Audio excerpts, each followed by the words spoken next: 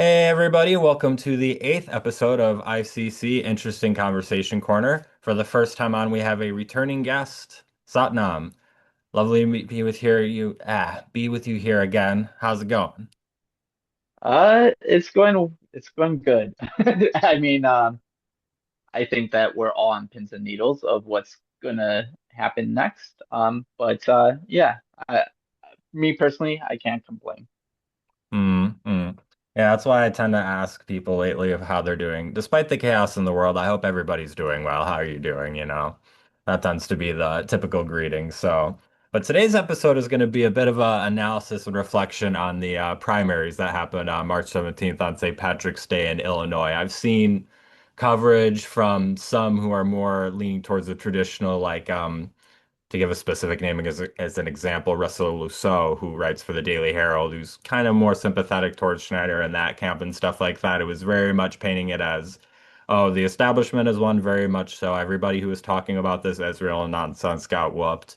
It was very much orderly. And then you have sort of on the other side, from my perspective at least, folks like Qasim who are trying to tout basically it as almost more effectively a win because AIPAC didn't get to mention Israel and any of their people. Several folks that he got behind, like Juliana and stuff, got in. And so I want us to sort of parse through the noise because I don't think, in my humble opinion, spoiler alert, I don't think either entire conclusion is correct. And I think the truth lies somewhere in the middle. But I want a second opinion. And you actually have more political experience than me, Satnam, so you could actually check me and give your own insights as well. Yeah, I think you laid it out pretty well there. I think that the only thing that I noticed in this election, it wasn't necessarily APAC effectively did win, but it wasn't so simple like you said that APAC won. What won was a moneyed system won. And I think that that's super important to recognize. I think that the problem is that like for the people, they're constantly gaslit by our process. And so I think about how much do I blame the voter, and I'm going to be honest. There's a time in my life when I did somewhat blame the voter, and I think that we all do to some degree because we understand. For those of us who have already decided that uh, the best form of self-protection is caring about how my neighbor lives, that creates safety around me. Like we already have that worldview, where my vote matters to my neighbor, and how I vote matters to them.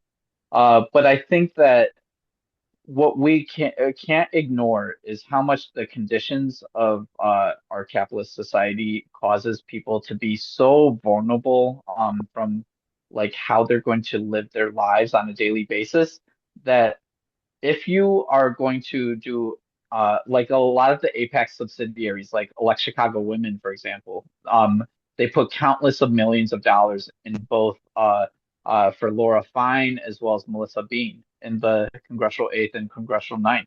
And what ends up happening is like in the Congressional Eighth, for example, you have a situation where Melissa Bean is not like she doesn't inspire anybody as a candidate, but she had outspent Junaid like 10 million to 1 million, I think was how it worked out. And it's like that one hurt a lot because Junaid actually had an apparatus and fundraising.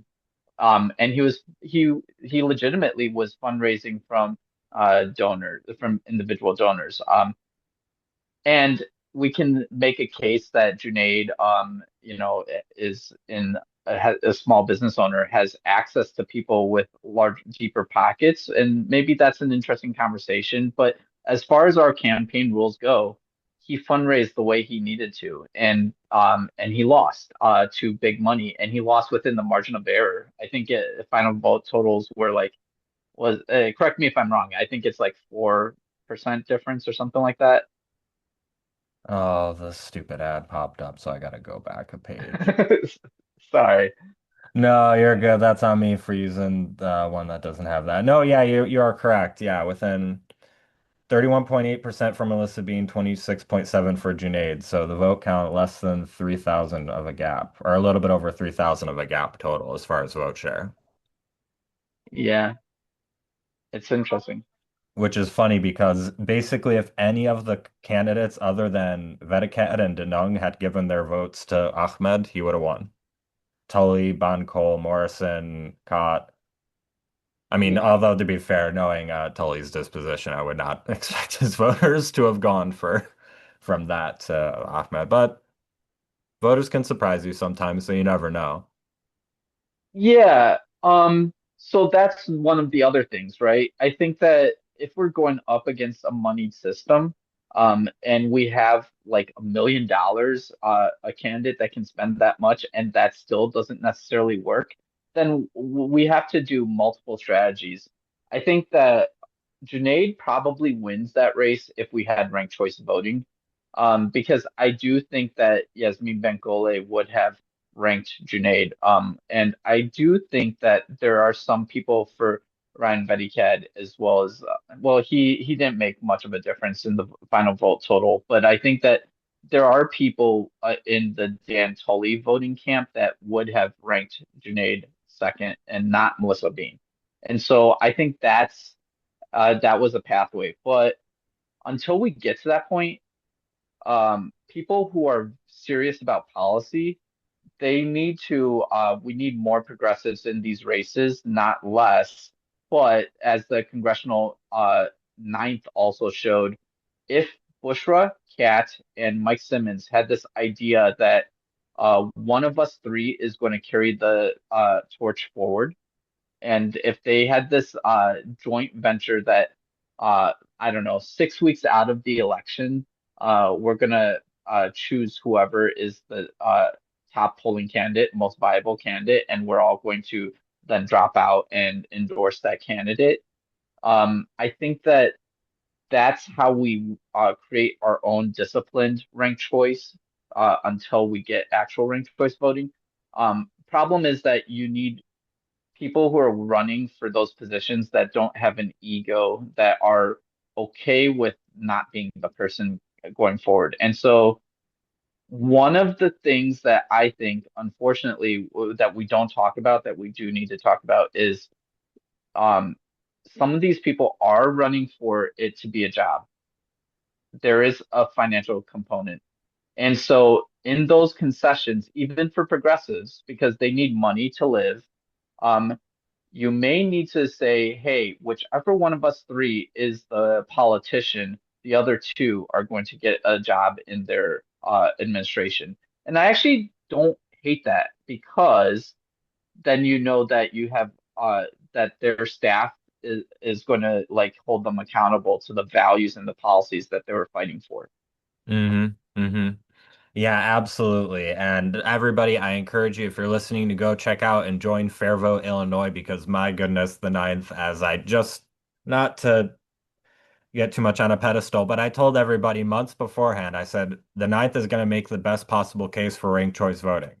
And that's exactly what happened. So it's, I don't want to, it's unfortunate because I want to give a lot of analysis on the ninth, but I genuinely have good relationships with all three of the campaigns in question. And unlike, say, the eighth or the seventh, where there were a lot of progressives running as well, there was a lot of like jabs. And the only strongest opinions I have were against the jabs for all the candidates. For example, I'm like, a lot of people gave criticism to Mike Simmons for not enough ground game, and I'm like, I was on the ground canvassing for him at least one day. I know from experience that's not true. Or like Bushra, although it didn't, her final results did end up being close to polling. I did agree with her argument that what was on the ground versus what polling said did feel very different. And then likewise for people saying that cat was a carpetbagger and stuff like that. She's literally doing mutual aid and ingratiating herself with the community as much as a human being possibly can. You know what I'm saying? So they were all Well, really good candidates. So, well, but I do you want think me? that one of that by the end, Mike Simmons and Bushra should have dropped out. And I think the red flag for Bushra should have been to to drop out when APAC is spending money on you. I understand she immediately did a video dismissing it, but the problem is in material effect, it's like writing a sternly worded letter. You know what I'm saying? Like they're telling you the game plan. They're telling you that you're valuable to them and they want you in the race. Like I don't know. Maybe I'm just saying it from my own perspective because earlier would we'll not mention my race because that's up for legal discussion, but at least before the primary and stuff like that, I told Morgan if he wins, I would drop out to support him. So I have a very different perspective about it, and I do think we should have more candidates that, not to give myself too much credit, don't want to run but feel obligated to run because it gives them that flexibility to where if they see someone else is better positioned to get more votes or challenge the incumbent better, they can back out and support that thing, which is a hard thing to do. It's why I really respect what Brian Maxwell did by telling his voters to get behind Robin Kelly and especially Chris Callis because he did it really early on to get a lot of momentum behind Junaid. And I do think it would have been a bigger gap between Junaid and Melissa Bean had Chris not done that as early as he did, let alone not at all. I think that Junaid wins if simply Yasmin Benkole drops out and endorses him. I think that that would have worked. But here's the thing though, and I appreciate that you brought up exactly what would have done with Morgan, if Morgan had won the primary. And because like I was actually mentioning this because I knew that's what your game plan was, right? And so, like, I was mentioning this to Mike Tomaszek. He's in the West Suburban Illinois DSA, and he was my campaign manager in my short-lived campaign. Shout out to And him. pour one out for it, you know, Yeah, yeah. pour a drink out. But then we've got he ended up being on Maknoor Ahmed's DuPage County board run, and they didn't win that either, unfortunately. And so we were talking a little bit about this, and this is like one of our strategies that needs to be discussed. I don't want the audience to like lose sight of this. So Alexandria is a Green Party candidate, and basically, if the progressive challenger in the Democratic primary had won the Democratic primary, Alexandria is saying that she would not go forward with her Green Party run. She would let the progressive challenger hold. And so this is one of the alliances with third parties that I think is super valuable because there's very real ballot access reasons for why people who are more left feel that they need to run as a Democrat, at least on a state and local level. I think federally speaking, like you might, you know, there can be a case that can be made that you want to hijack the Democratic Party and shift the Overton window, or there might be a case, depending on the race, that you want to do an independent run. Just case dependent, just depending on what your incentives are. And so the fact that we need candidates that are more committed to policy and changing policy than they are to their own ego. Um, and it's really hard because you have to have people that are going to be fine ish economically, regardless of how they go about this. And so it's always going to favor people who are more well-to-do. Our process is always going to favor them. And I think that that's why whenever we have momentum, and this is one of the things that I also wanted to talk about. So I went to No Kings in Elgin recently, with the West Suburban Illinois DSA, more to radicalize the libs, basically. Hmm. Hmm. And so one of the things that actually is working is people see this war against Iran and they see the rising gas costs and they're starting to realize, oh shit, the progressives and the lefties, they're kind of right. The socialists, the Green parties, they're all kind of right, but they're still in the mode of I don't want to admit that we're like um we're a pyramid scheme country like and I don't want to admit that like the house of cards has just come crashing inwards and so like I think that there are people who understand what it means to like 4 weeks ago pay $20 less for a full tank of gas and it's going up. Like I don't know if you saw today. I don't know how much you want to get into this, but it's I mean this is very real. This is what Mm-hmm. elections. Mm-hmm. This is what butters our bread when it comes to elections. So, did you see that apparently Trump wants to, he's all over the place.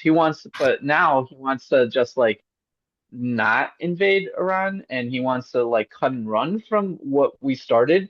But he's basically telling our allies that if you want your oil, come and get it. And so Iran is setting up like a toll system, like it was set up with the Suez Canal. They're nationalizing the Strait of Hormuz, and so Mm-hmm. like and the reality is that they're making a killing on this war too. Like they like we bought oil from Iran via the Chinese yuan on Chinese vessels so we could semi-save base, strengthening the Chinese and Iranian economies during a war that we started against them. And it's like, dear God, like there's so many different ways how this is going really bad. And so I don't know if we can survive if we don't have candidates that are going to be stubborn about wealth taxing the billionaires.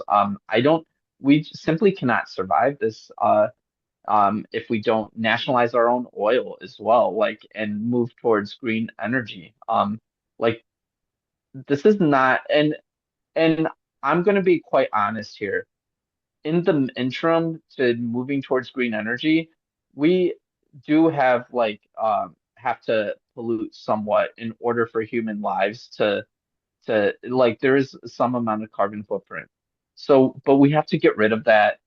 And in the process, we do need to bridge from oil to green energy. It's just a fact that we're not like hospitals, they can't run without energy, right? And it's a very basic aspect. So our society needs it and but we need to like simultaneously do nationalize our oil while getting away from oil dependency. Mm-hmm. Yeah, oh gosh, there's so many. My brain's like almost blanking because there's so many different angles we could talk about. We could talk about the geopolitics of the region. I think, yeah, absolutely. Trump did not realize the mousetrap that he's sprung and has gotten his own hand trapped in, and now we're all paying the price for it. But a lot of people, all across the political spectrum, are not doing it, and I'm very disappointed. And I'm saying this as a Green Party person. I want every single party has its own ideology in its most theoretical, ethereal, truest sense. And those are all different.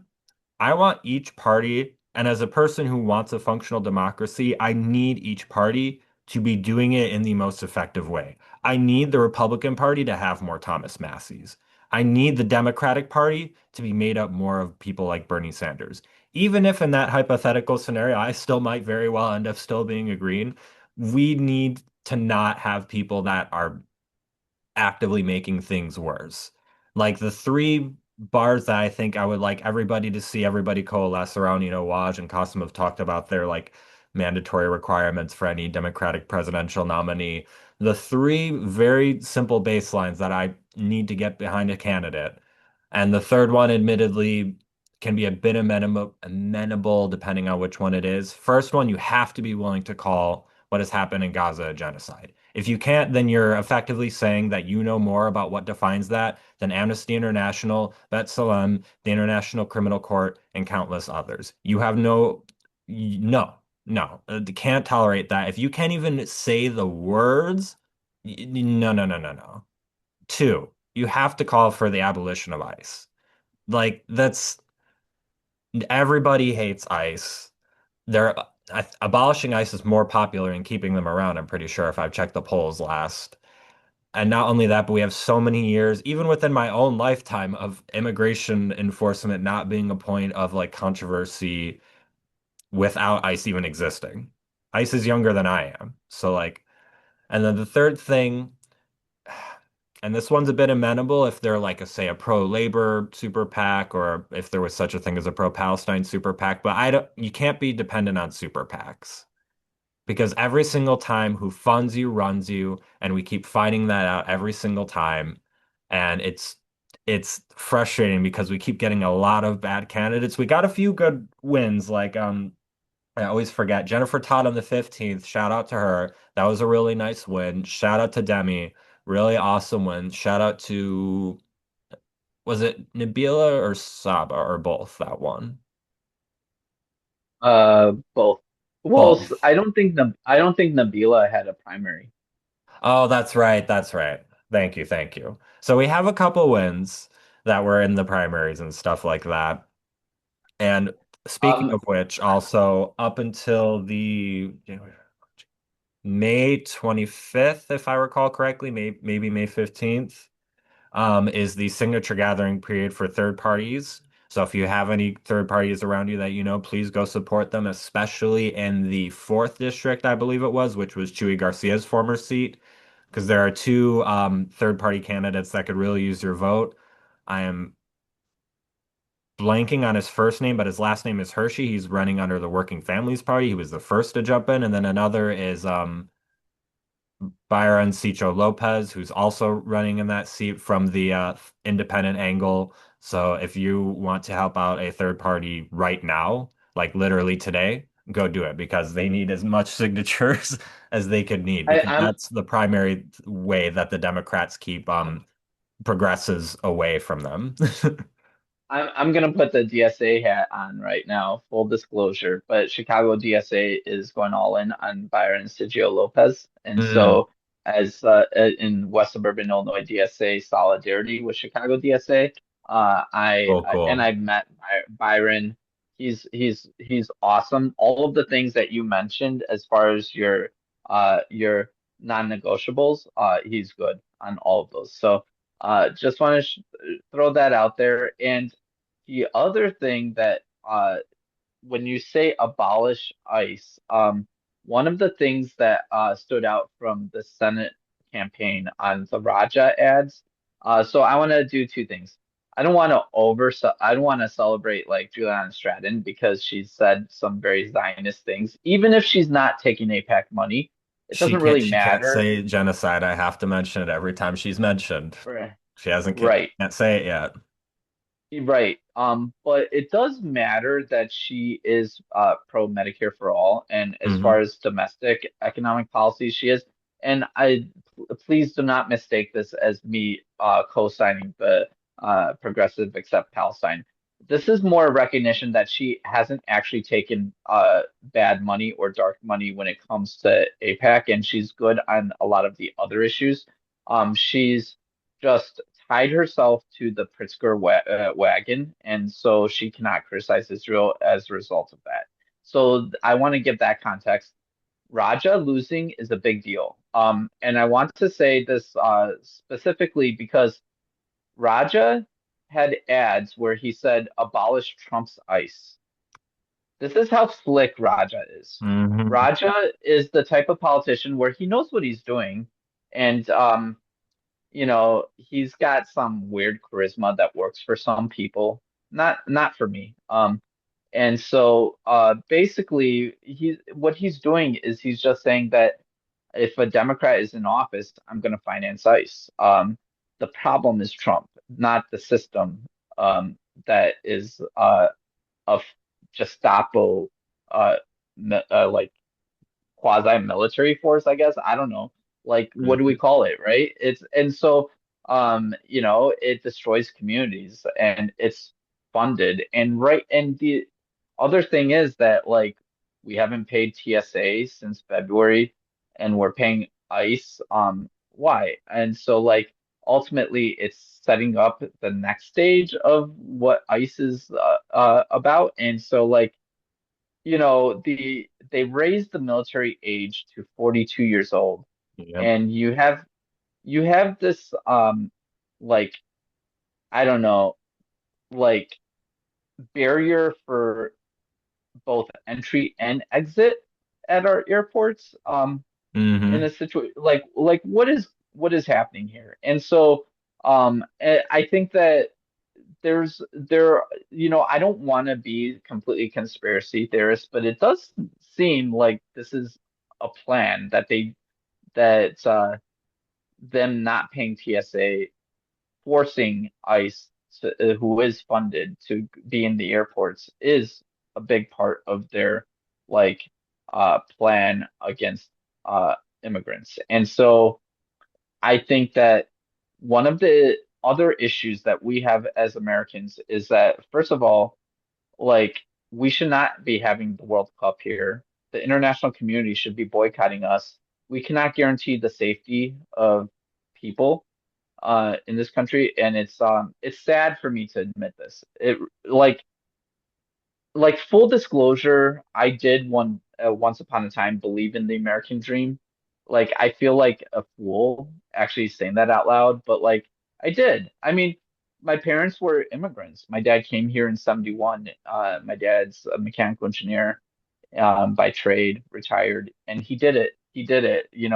Our people were successful because of New Deal era economic policies that helped the working class, and that was a compromise because Eugene Victor Debs pushed FDR to the left, and so I think about the traditions of social democracy in Nordic countries, and it comes out of our New Deal era economic policy, and it comes from an American tradition.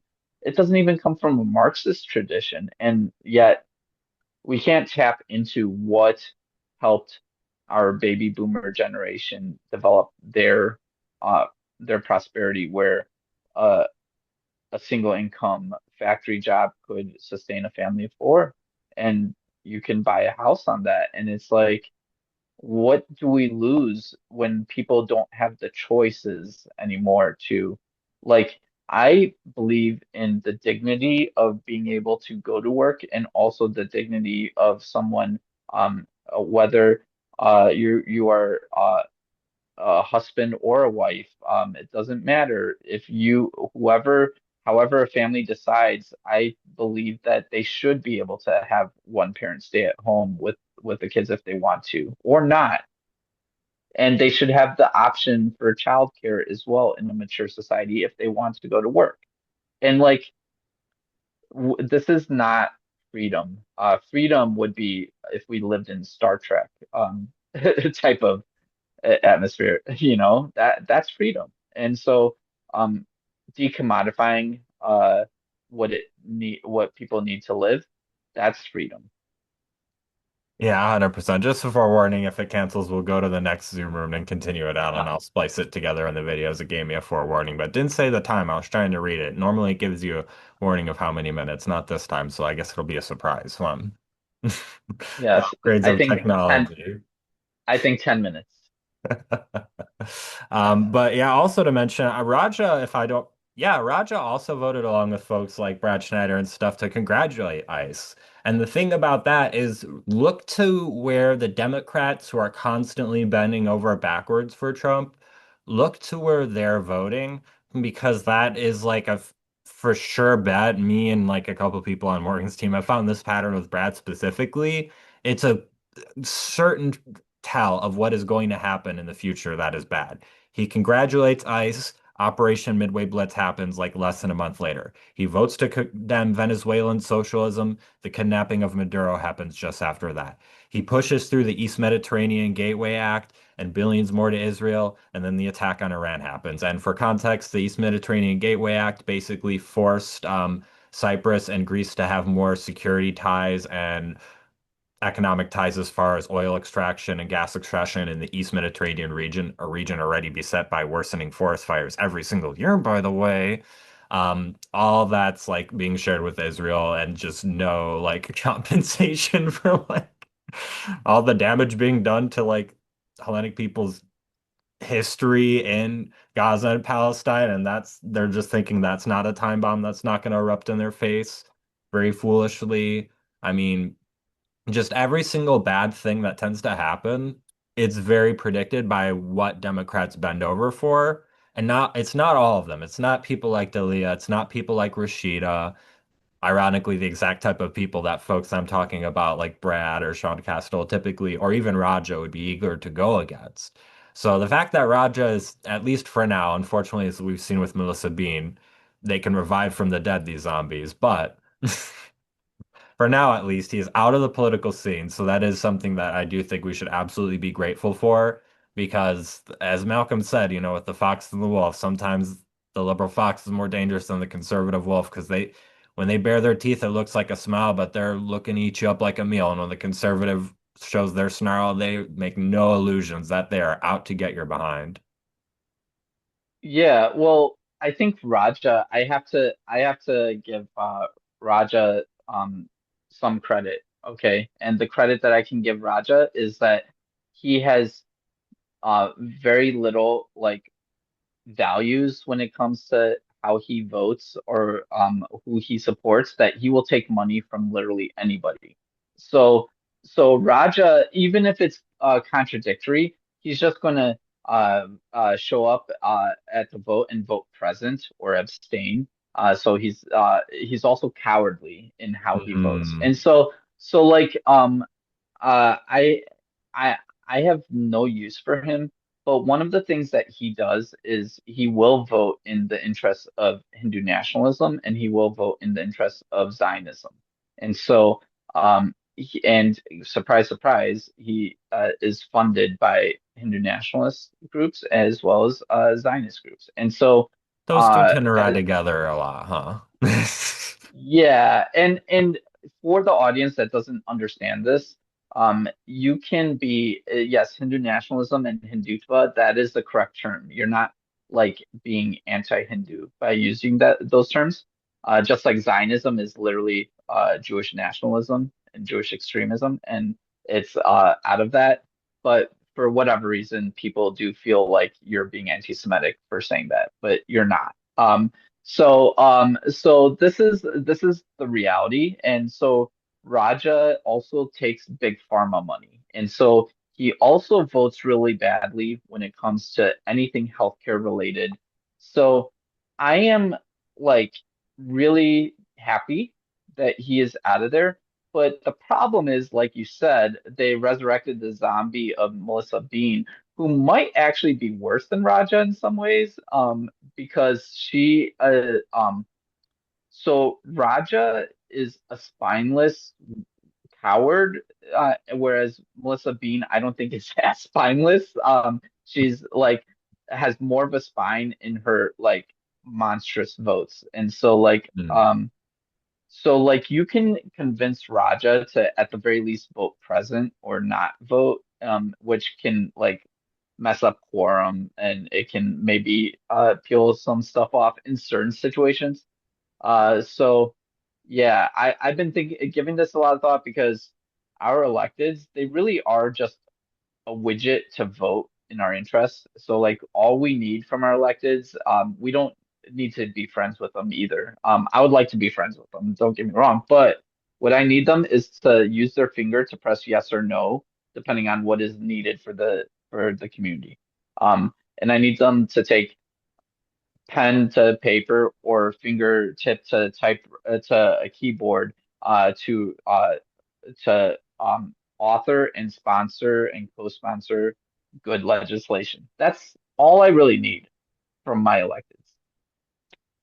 100%. Yeah, and speaking of actually mentioning anti-Semitism, Brad Schneider was in Twitter news and trending recently because he's part of the people that are all those third wave folks that are labeling Hassan Piker as anti-Semitic. It's very interesting that I remember I emailed him during both the multiple flotillas of humanitarian aid to Gaza, which he kept saying he wanted Palestinians to receive, but then said nothing when veterans were illegally kidnapped in international waters, thus showing, as I say, he only uses veterans as a prop when they're actually in danger by any state that he is loyal to. He doesn't really care. He's a loud and proud Zionist. He says it himself. But I emailed him that. He sends the copy and paste thing, sending me his resume of the Palestine. I asked him specifically, why didn't you join your colleagues in calling attention to this flotilla? And instead, he got a whole resume of, I understand that Israel and Palestine is conflicted, but I believe Israel has a right to exist and Palestinians should get humanitarian aid.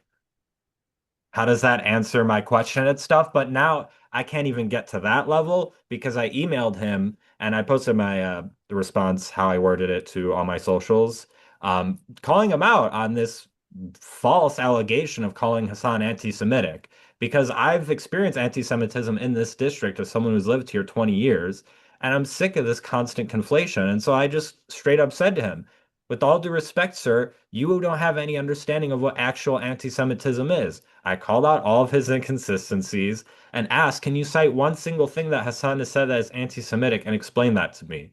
Never got a response to that email. So then I called his office the other day to ask to request to set up a meeting, as is my right as his constituent.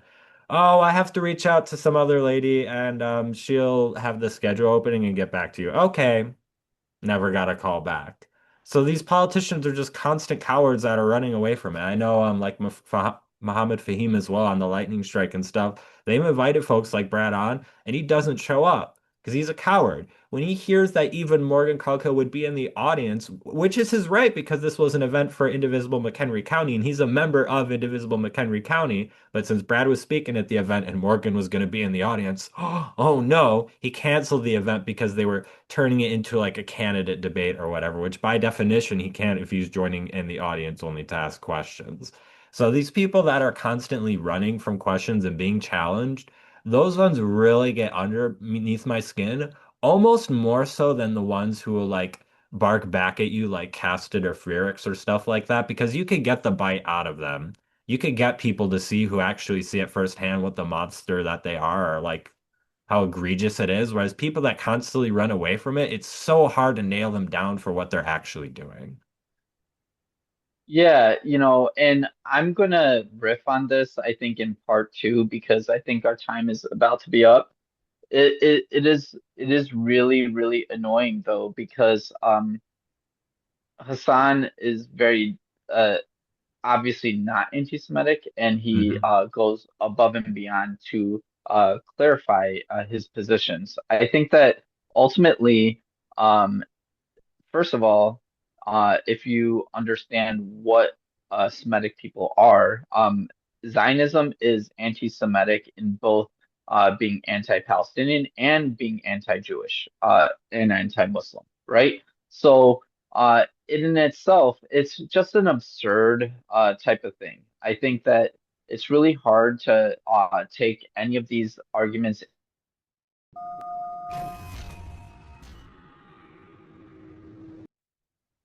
My camera's unfocused. So, anyways, we cut off as you were saying about anti-Semitism and what that actually is or isn't. Yeah, I think that we are in this we are being gaslit quite a bit, and we are being gaslit by Zionists who are utilizing anti-Semitic tropes to shut down conversation. Like for example, uh it's an anti-Semitic trope that Jews control like global politics, and that's one of the things. So like when AIPAC and the Israeli lobby affiliates like elect Chicago women, for example, that's another thing. They like to do two different games. They like to be like, oh, if you're anti-AIPAC, they used to be like, oh, you're anti-Jewish by being anti-AIPAC. So they do the conflation between Zionism, Israel and Judaism. They can't do that anymore. I think Hmm. people are smarter now. So they do other things. Like in Springfield, the lobby for Israel is the Jewish United Fund. Yep. And so they then if you criticize them, the Jewish lobby, as they like to call themselves, but they are really an Israeli lobby. And so if you criticize them, then they can level you're anti-Semitic because you're criticizing them. And then they paint you into another other corners where they literally say people are becoming anti-Zionist, so we need to like buy TikTok, and then they end up buying TikTok. And there's another anti-Semitic trope of Jews controlling the media. And it's like, well, if you're a working class Jewish person, you're like, well, I don't control shit.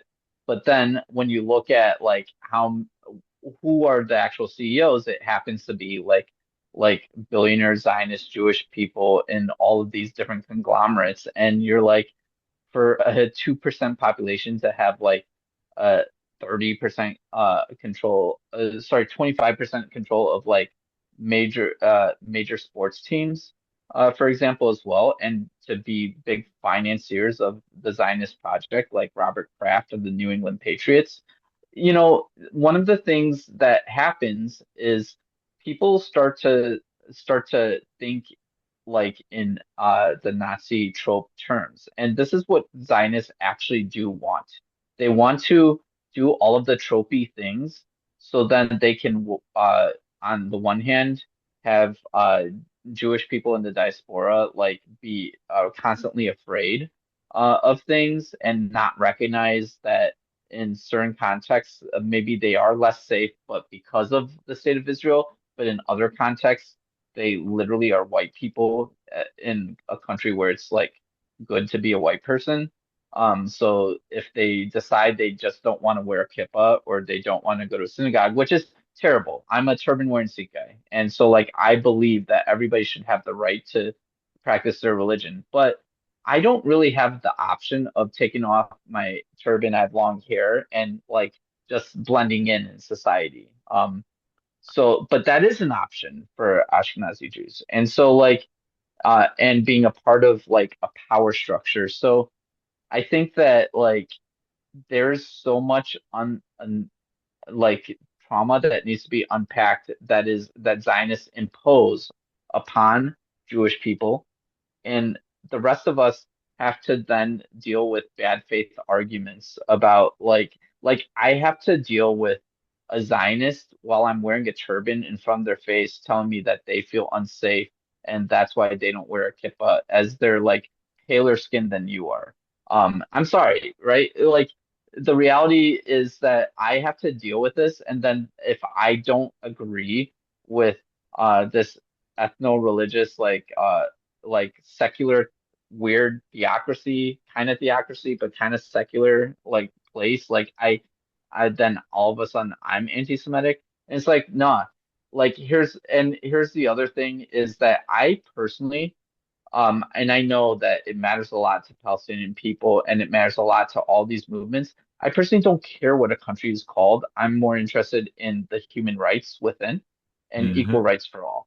Hmm. So, like, that's why, like, I have a lot of critique about Zoran in terms of how he has bent the knee to some Zionists within New York City. But if I'm being fair, I do like how he framed, even if some people don't, where he's like, they're like, oh yeah, does Israel have a right to exist? Sure, but as a state with equal rights.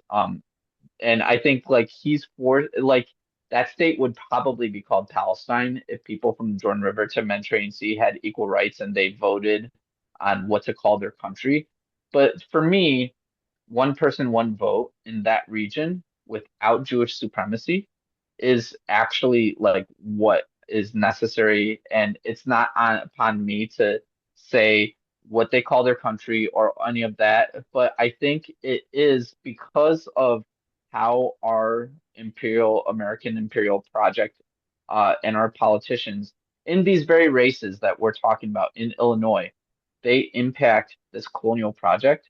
We do have to de-apartheid, like decolonize Palestine. We do. It is like one of our like we just have to be a part of this. Hmm. Absolutely. And the people that sort of wince at the, oh, APAC and stuff wouldn't like make allies with actual anti-Semites. I'm like, that's literally look at colonial projects in the past and look at how big propaganda and narrative to incentivize people from a broad coalition to concentrate in a certain place around a certain concept of power over the indigenous population. I mean, we still talk to this day. There are still people to this day that believe El Dorado exists, and that was literally just propaganda to incentivize people to emigrate and dispopulate the native people. And this is very much the same thing where they love making anti-Semitic tropes seem more real. And for people that are confused as to who actually keeps people safe, who's actually like an ally, who's actually on the side of good, who's on the side of bad, look at the material impact and the like decisive decisions that people make. and completely get out of your brain the concept that the flag of Israel or the nation state of Israel has anything to do with the Jewish people or Jewish safety. Because quite frankly, it tends to be quite the opposite. For the greatest example I always love to give is Mr. BS himself, Brad Schneider, because those are his initials. That there's a guy who was running in the Democratic primary ballot. And for context, I needed, as a third party person, 16,000 signatures to get on the ballot. Democrats only need like 900-ish. There were two people, and one guy in particular only got three signatures. This dude was running in Brad's seat as a Democratic primary challenger with only three signatures, and this dude has literally praised Hitler himself and said that he should have finished the job. Could Brad Schneider, with all of his money and all of his staff, be bothered to get this guy off the ballot? No. His challenger had to go ahead and do it instead. He said nothing about the fact that Gavin Newsom is out platforming far right wingers like Ben Shapiro and all these type of other people. And he can even vote to memorialize Charlie Kirk, who's made quite a bit of anti-Semitic bedfellows himself when he was around. Look at what they're actually doing and what actually makes people safer on the ground. And constantly people that were defending him were like, "Oh, of his experience." I'm sorry. He's been in office for this will be now his seventh term. He's on countless caucuses related to anti-Semitism and Jewish identity broadly as he defines it as a Zionist. As anti-Semitism, by his own definition and my own mutually, and we have very different definitions, he considers anti-Zionism. He's literally said on the floor, anti-Zionism is code for anti-Semitism, which I think is disgusting and abhorrent and inaccurate. But both of us would agree anti-Semitism is worse now than it was before. So why are people still buying his narrative or that he's being effective? If it's getting worse under your tenure, you're failing. You need to go. There's something wrong with how the dignity. Americans need to have a sense of dignity, and we need to instill it on these politicians. Because don't get me wrong, there are some really scummy people in the UK, but if some level of like this level of hypocrisy was exposed and put some heat on, people in the Labour government would resign in embarrassment. People in the Conservative Tory government resigned in embarrassment, okay? People in Margaret Thatcher's government resigned in embarrassment. I can't think of a single time other than Nixon in which he was just obviously avoiding the inevitable legal smackdown that was going to come to him, like resign in embarrassment. Like that doesn't happen. And we need to have that level of dignity and put pressure on these politicians and like just not be willing to tolerate their crap. So many people are like, oh, that's just how politicians are. And it's why we have such low voter turnout. It's why so little changes. And it's why even some of the well-meaning people have to dip into money pools from bad interest because unfortunately there's not enough money or enough votes currently being enacted. They are there if we choose to get animated and if the people are there. One of the constant things I heard about with all the progressive candidates is we have a better chance of winning if the turnout is higher. And if you look at the races, broadly speaking, the ones that were closer were the ones with the higher turnout, and the ones that were more distant were the ones with the lower turnout. So it's very difficult because with every single loss, it feels harder to animate even yourself going forward. But the way I would look at it is that, say, for example, in the Illinois 10th, Schneider had zero opposition. There was no pro-Palestine, pro-universal healthcare candidate at all. Zero votes in all the previous Democratic primaries. And then all of a sudden, over 20%. Yeah, sure. That means that his challenger lost by 50%. And I was there that night and the night after. And it sucked. I almost cried myself. It was heartbreaking. I genuinely thought it was a 50-50. I thought there was a chance that he could beat Brad in the first chance. But when I reflected on it, against all that money, against all that vested interest, every single township chair getting behind him, every single Lake County Democrat elected, all getting behind him. And still, at least 1 in 4 registered Democrats who actually decided to participate in the primary said no to him. That's not insignificant because we know the Republicans obviously don't like him. We know the Democrats that didn't show up for either of them aren't particularly inspired. And we know everybody outside of the Republicans and Democrats are saying, hey, we hate this two-party system. I mean, even some Republicans and Democrats themselves, of course, but obviously that's a bit more different and stuff like that. And so there's room for hope, but we're going to have to get used to a lot of failures. And it's going to take two or three cycles in a lot of these races of good candidates that we've had like Morgan, like Kat, like Bushra, like Joey, running multiple times to get through and get that name recognition. Because what we have a window of opportunity as mainstream media becomes less prominent and independent media starts to open up. Eventually, those are going to get conglomerated and gobbled up by big interests eventually in the future. I hate to break it to everybody. But in the meantime, we have a really good gap for people to really break through. I'm thinking of people like Graham Plattner and stuff like that who really have been able to use podcasts and their public platform to good use. And shame on people like Schneider, not just for the fact that they're completely falsely labeling Hassan an anti-Semitic person when he's obviously not, but two, you're actively trying to make your party less effective. And going back to what I mentioned earlier, I, as a Green, even though after what I've seen, I will vote and support for certain Democrats, I'm probably never going to join the Democratic Party as a member. I need the Democratic Party to be effective. I don't need them to be listening to idiots like this guy in Third Way that are actively telling you, hey, go on less platforms that people want. Hey, speak less about the things that made people not vote for you. Hey, don't release the data and have our candidates learn from it. Like, it's just, it's so bad. It's so strategically incompetent. It's negligent from a political success angle. It's negligence. Yeah, I mean, political shame doesn't work in our system, like you said, the way that it works in other systems. And it's like kind of want to get to that level where people actually, because then that means that they're actually representing their constituents and not the donors. And I think that if you're acting in good faith, it's okay to get things wrong.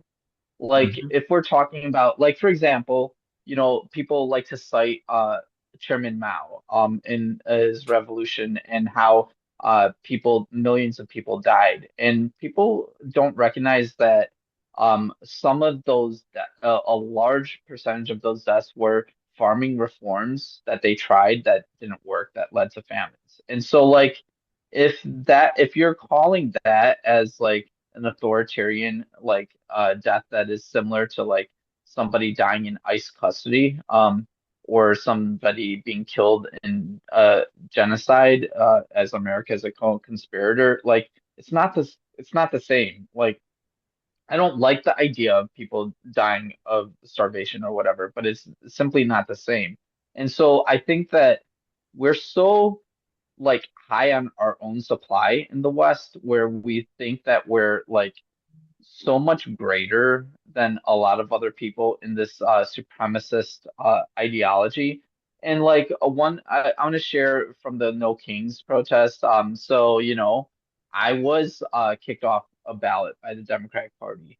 I'm a lefty, and I'm using the Democratic Party for ballot access reasons. Just like you said, there's a large difference in petition signature amounts, and it's just like they were able to knock me off because like 1,000 signatures were required, and I got about 1,300, and they're able to create enough of a quagmire where it would have been very difficult and to win, as well as a lot of legal bills. And as a working class candidate, I cannot ask people to pay for my legal bills. That's just immoral. I can't do that, and that nor should I. And so but I think that like in the system, you know, what is not prioritized is um efficiency for the working class, and like prioritizing there are certain things in politics run more efficiently would benefit the working class, and there are some critiques that what can be made that I even like Republicans have made certain critiques that they're right for the wrong reasons type of critiques, and they draw the wrong conclusions type of things. Same with Democrats. They and all that. But I had so the Democratic Party, they knocked me off the ballot. I have this Dundee Township Democratic chair coming up to me asking me, "Are you excited for Michelle Clark?" And Michelle Clark was my opponent in the primary, and he has to know at this point that the Democratic Party knocked me off the ballot, and I'm like thinking on my face, I'm like, you know what? This isn't about me for sure, but she was like my opponent. So I like tell him, I'm like, she was my opponent in the Democratic primary, and the Democratic Party like got me knocked off the ballot. And he was like, "Yeah, but I know that that's all in the past, right? Like uh now it's November, and it's going to be the general election." And I'm thinking, pardon my language, but I'm thinking I just got rat fucked by like the Democratic Party, but I need to like not be a huge jerk in this conversation. It has other ramifications. I'm at this No Kings because I'm trying to radicalize people to the DSA position and more lefty positions and in general. And so I'm just thinking, I'm like, look, it's in the bylaws of all of these townships that they until it's a Democrat versus a Republican, they should not actually be doing any favoritism in a primary process, and they should actually be helping bylaws wise. They should be helping all the candidates in that district, not stifling. Like at the second No Kings protest, there was an Elgin Township Democrat table that was set up, and they hid my petition sheets because while having my opponents all out there. And so I basically told him, I was like, I'm not really committed to any specific candidate. I'm committed to policy points, and I hope that Michelle Clark will adhere to these policy points. And so I think that my main objective is if she's going to actually dig her heels in the ground and be a fighter for the working class, be a vote that we cannot invest in Israeli bonds, be a vote that we need to repeal the anti-BDS legislation, and be a vote for public transit, be a vote against AI data centers. Holistically, if she follows all those things, then yeah. But if she's a milquetoast candidate, am I going to vote for the Republican? No. Is the option clear? Okay. But am I going to like go out and advocate for her? Also, no. Like you have to give me a reason to advocate for her, and you cannot. You can, and maybe this sounds petty because they did literally rat fuck me and get me off the ballot, but this is not petty. This is like for me there would be, if I was being petty, there would be no way for them to be able to work with me going forward. So the fact that Mm. I'm like telling them, I'm like, look, Yep. I'm committed to these policy points, and as long as we push these policy points forward, then Michelle Clark has got my support. Like it's very clear that they are so enraptured by political tribalism that they forgot that the whole point of a politician is to vote in the interest of their constituents. That is it. Exactly, exactly. And it's something I want to shout out to every single candidate that I supported and helped during the primaries and stuff like that, and that I was a fan of, is that the incumbents or whoever won, that's the pro-establishment person, and 9 times out of 10, they're all asking you to support them and stuff like that. And here's the thing. I, as a third party Green Party person, of course, am tempted to say, screw them, just join us. But I can't in good conscience tell y'all what to do. You guys have worked hard with your own constituencies and your own organizations. The only thing I would ask of you, get something. Get something in return. Don't concede for nothing just for the sake of it. Like, for example, I don't want to tell Morgan online on like a live stream too much of what to do, but I haven't seen Brad do anything to win over those votes or anything that I would say, yeah, you should tell your voters to go vote for him. And there, as much as I hate him, as much as I genuinely think Brad Schneider is a war criminal, as much as I genuinely think he should be held for war crimes at The Hague, as much as he unironically is just the worst in every single way, if he conceded to points enough, if he met my three standards, I wouldn't give any pushback if Morgan told his people to vote for him. But the problem is, a lot of these people aren't giving anything. They rat fucked a lot of people and are expecting to just get rewards back in the meantime immediately. And it's like that's not only is that not how it's going to work, but that's so dangerous because they're constantly increasing people's apathy. And I remember, and I don't feel proud to admit this, but I remember there was a time period where I was getting attempted to be rat fucked. We'll see how that fight back legally goes. And I was so down and so angry. I was like, you know what? I can understand why so many people who aren't politically engaged every single day get radicalized and become far right wing people. I can totally understand why.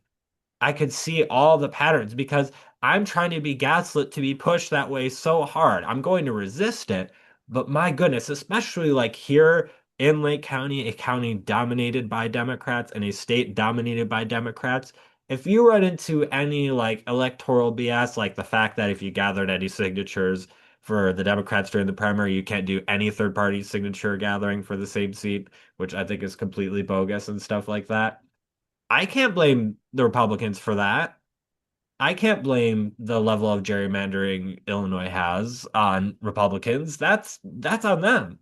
Like, so, oh goodness, I don't even know where I was gonna go with that, but get No, I something think out of get something out of the power that you have because you do have power, and I understand not everybody's gonna be as far disconnected and disassociated from the Democratic Party as a whole as I am. But as progressives, you owe it to the people that put energy into you to get something. Just even if it's a slight concession, use your power to get something because otherwise, what's the good? It's the same argument I've had with people that are like, oh, you can't stop giving weapons to Israel because then we would have no leverage. Well, then what was the point of having the leverage in the first place if you're not going to use it when it's needed? This is a time where leverage is that needed to be used. that also makes no sense. Because if Israel's on the hook for their weapons, if they're either their taxpayers are on the hook or their own, they have a military industrial complex.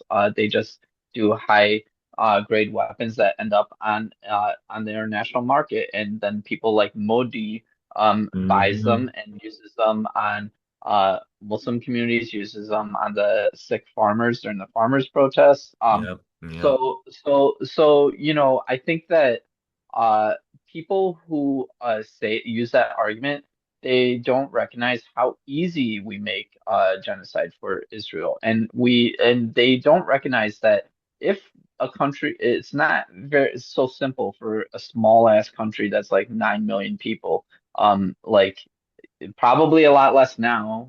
We don't know how many people are fleeing that country, and it's like one of the more unique countries where not only do a lot of the population have like two passports, a lot of them have like four or five passports.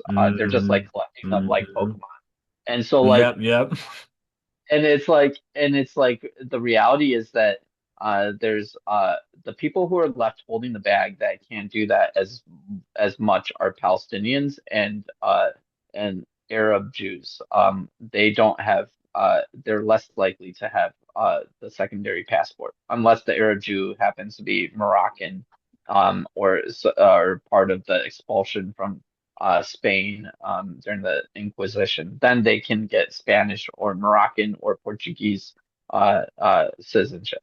So like, um, but other than that, yeah, it's Ashkenazi Jews that have secondary passports in third or fourth. And so, Hmm.